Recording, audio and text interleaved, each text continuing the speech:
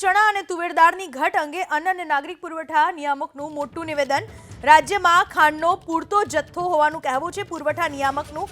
સાથે જ કહ્યું કે કોઈ ખાંડ વગર ન રહે એવું આયોજન છે। ચોમાસામાં દુકાનદાર ઓછો જથ્થો મોકલવાનું કહે છે। ચણા તુવેર દાળ કેન્દ્ર સરકાર મોકલાવે છે। જૂનો જથ્થો બદલવાનો હોવાથી 1 મહિનો વિતરણ અટકાવ્યું હોવાનું પુરવઠા નિયામકનું કહેવું છે। અન્ન અને નાગરિક પુરવઠા વિભાગના નિયામક જોડાયા છે, તેમની સાથે વાત કરી। સર, ખાંડની કમી છે એવી વાત આવી છે કે 25% જ પુરવઠો આપ્યો છે। એ જ રીતે ચણા દાળ અને તુવેર દાળનો જથ્થો આ મહિને નથી વિતરણ કરવાનો આદેશ કરવામાં આવ્યો છે। ખાંડનો જથ્થો જે છે એ દુકાનોમાં પૂરતો છે। રાજ્યની જેટલી દુકાનો છે તેમાં 68% કરતાં પણ વધારે જથ્થો આજની તારીખે ઉપલબ્ધ છે। ચોમાસાની ઋતુને ધ્યાનમાં રાખીને તથા ઘણા બધા દુકાનદારોનો જથ્થો બગડી ન જતો હોય એટલે અમે પરસ્પર સહમતિથી જથ્થો મોકલતા હોઈએ છીએ। ચાલુ મહિનાનો જથ્થો પણ ત્યાં આ 25 તારીખ સુધીમાં પહોંચી જશે। પરંતુ કોઈપણ લાભાર્થી કોઈપણ ગ્રાહક જથ્થા વગર ન રહે એટલે દરેક દુકાનમાં પૂરતો જથ્થો છે, એની કોઈ ચિંતા કરવાની લાભાર્થીએ જરૂર નથી। ચણા દાળ નથી આપતા પણ આપણે ચણા આપીએ છીએ। ચણા અને તુવેર દાળ બંને જથ્થો આપણને ભારત સરકાર તરફથી આપતા હોય છે।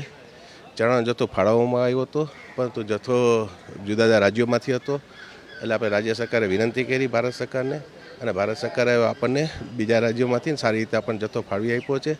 અને એ જથ્થો આપણે દિવાળીના તહેવારોમાં સારી રીતે વિતરણ કરી શકીએ લોકોને। એટલે ચણા તથા તુવેર દાળનો જથ્થો જે પ્રમાણે ઉપલબ્ધિ હોય છે તે પ્રમાણે અમે એસોસિએશન સાથે બેસી નક્કી કરીને આપણે વિતરણ કરતા હોઈએ છીએ। દિવાળીના તહેવારમાં સારી રીતે જેમ જન્માષ્ટમીમાં બધાને આપી શક્યા એવી રીતે દિવાળીના તહેવારોમાં આપી શકી એટલા માટે આ મહિના માટે અમે સપ્ટેમ્બર મહિના માટે ચણા અને તુવેર દાળના જથ્થાનું વિતરણ મુલતવી રાખેલું હતું। પરંતુ જે કોઈ દુકાનદાર પાસે જે કોઈ જથ્થો હોય છે તે આરામથી વિતરણ કરી શકતા હોય છે। સપ્ટેમ્બર સિવાયનો જે મહિનો આવશે ત્યારે આ જથ્થો દિવાળીનો જે છે આવતે વર્ષે એટલે ત્યાં બધાને જથ્થો મળી રહેશે, અને એના માટે જ અમે સતત પ્રવૃત્તિ હોય છે કે એની પાછળ જ અમે સતત ફોલોઅપ કરતા હોઈએ છીએ।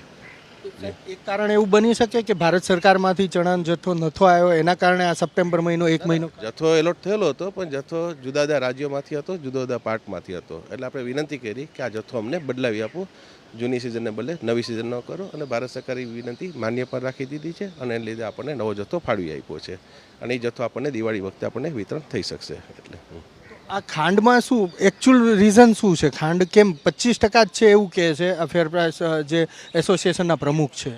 એસોસિએશનની જ વિનંતી હોય છે કે ખાંડનો જથ્થો અમારી પાસે વધારે થઈ જતો હોય છે, કારણ કે આપણે તહેવારોમાં ખાંડ વધારાને 1 કિલો આપીએ છીએ। ઘણા બધા લાભાર્થીઓ નથી લેતા હોતા, એટલે જથ્થો બગડે નહીં એટલા માટે અમે જથ્થો થોડો મોડો સપ્લાય કરી રહ્યો છે।